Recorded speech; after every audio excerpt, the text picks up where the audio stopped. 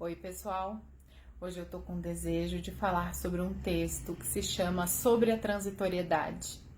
É um texto que Freud escreveu em 1915, a pedido da Sociedade Goethe de Berlim, que naquele ano lançaria um volume comemorativo.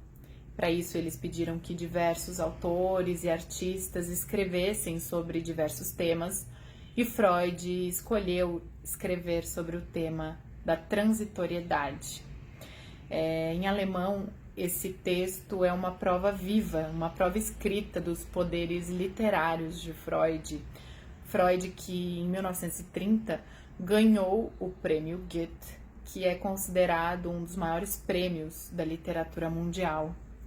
Eu vou confessar para vocês que retorno com bastante frequência a esse texto, não por razões clínicas ou razões teóricas, mas por razões estéticas, razões éticas também, porque na minha visão, nesse texto, Freud, além de ser extremamente poético, demonstra toda a amplitude do seu pensamento e toda a potencialidade criativa da sua alma de artista.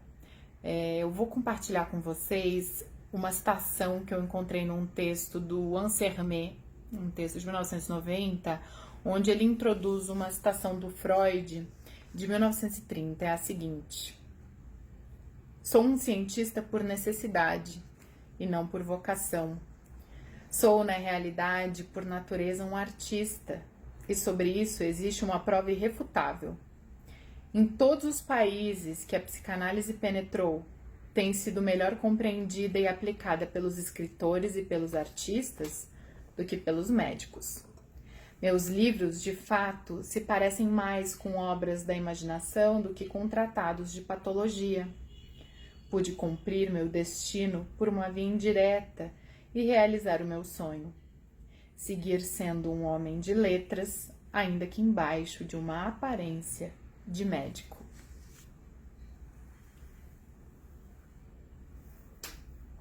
E aí, ele começa o texto sobre a transitoriedade falando de uma experiência real, de uma experiência que ele viveu. Então, ele começa assim: não faz muito tempo empreendi num dia de verão uma caminhada através de campos sorridentes na companhia de um amigo taciturno e de um poeta jovem, mas já famoso. O poeta admirava a beleza do cenário à nossa volta, mas não extraía disso qualquer alegria. Perturbava-o o pensamento de que toda aquela beleza estava fadada à extinção, de que desapareceria quando sobreviesse o inverno, como toda a beleza humana e toda a beleza e esplendor que os homens criaram ou poderão criar. Tudo aquilo que, em outra circunstância, ele teria amado e admirado, pareceu-lhe despojado de seu valor por estar fadado à transitoriedade. Então essa experiência causou Freud a escrever esse texto especialmente dedicado à transitoriedade. E aí ele vai nos dizer que a propensão de tudo que é belo à decadência dá margem a dois impulsos na mente. Um impulso é o impulso ao desalento, que foi o impulso sentido pelo jovem poeta. O segundo impulso é o impulso à rebelião contra o fato consumado. Abre aspas. Não, é impossível que toda a beleza da natureza e da arte venha a se desfazer em nada. Fecha aspas. Então, essa negação vai produzir uma exigência de imortalidade, que, segundo Freud, é produto dos nossos desejos.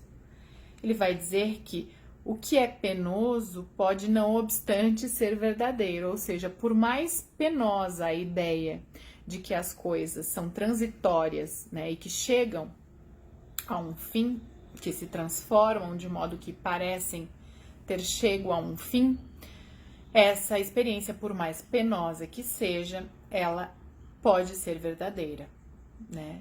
E a girada que Freud vai fazer nesse texto e com relação à experiência e à percepção do poeta é que ele vai colocar o seguinte: a transitoriedade ela implica em um aumento do valor da experiência e não em uma diminuição. Desculpa. Ou seja, não é porque uma flor dura 24 horas que ela é menos especial, que ela é menos bela. Na verdade, na visão de Freud, é justamente porque ela não dura para sempre que ela é tão especial e tão bela. Vou colocar as palavras do Freud. Abre aspas. O valor da transitoriedade é o valor da escassez no tempo. A limitação da possibilidade de uma fruição eleva o valor dessa fruição. Quanto à beleza da natureza, cada vez que é destruída pelo inverno, retorna no ano seguinte, de modo que, em relação às nossas vidas, ela pode de fato ser considerada eterna. A beleza da forma e da face humana desaparece para sempre.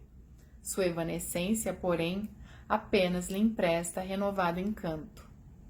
A beleza de uma obra de arte ou de uma realização intelectual não deveriam perder valor devido à sua limitação temporal.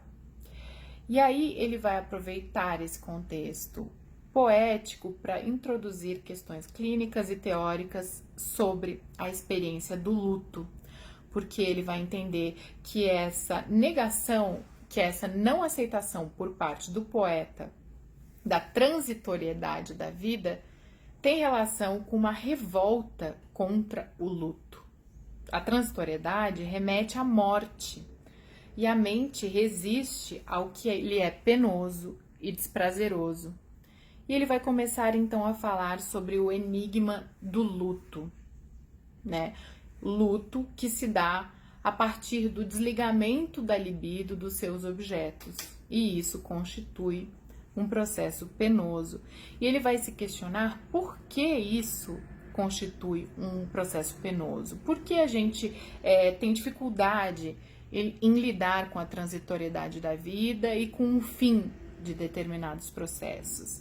E aí ele vai fazer um retorno à sua teoria da libido para explicar que inicialmente a libido ela é voltada ao eu.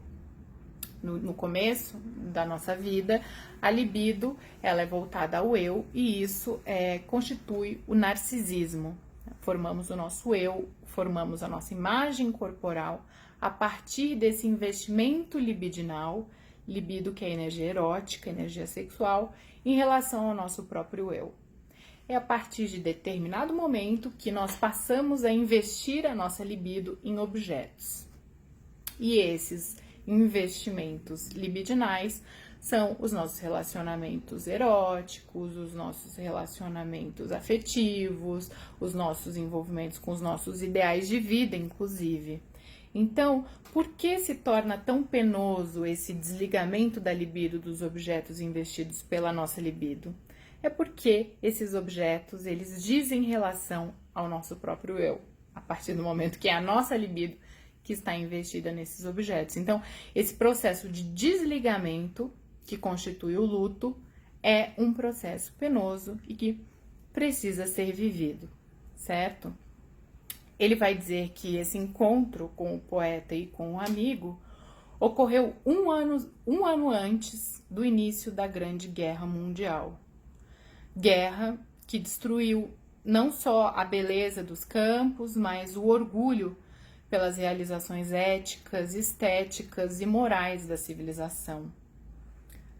Abre aspas. Amesquinhou mais uma vez o nosso país e roubou-nos do muito que amáramos e mostrou-nos quão efêmeras eram inúmeras coisas que considerávamos imutáveis. E aí ele vai colocar a questão, será que todos esses bens que nós perdemos com a guerra deixaram de ter valor por não serem eternos? E ele vai continuar falando sobre o luto, né? O luto, como sabemos, por mais doloroso que seja, chega a um fim espontâneo. E quando renunciou a tudo que foi perdido, então, consumiu-se a si próprio, e nossa libido fica mais uma vez livre para encontrar novos e talvez mais preciosos investimentos. o autoconceito que tínhamos das riquezas da civilização nada mais perdeu com a descoberta da sua fragilidade. Reconstruiremos tudo o que a guerra destruiu e talvez em terrenos mais firmes e de forma mais duradoura do que antes. Então, assim, ele termina esse texto colocando a questão de que mesmo face à destruição, a transitoriedade se coloca, ou seja, a vida irá se recriar mesmo assim.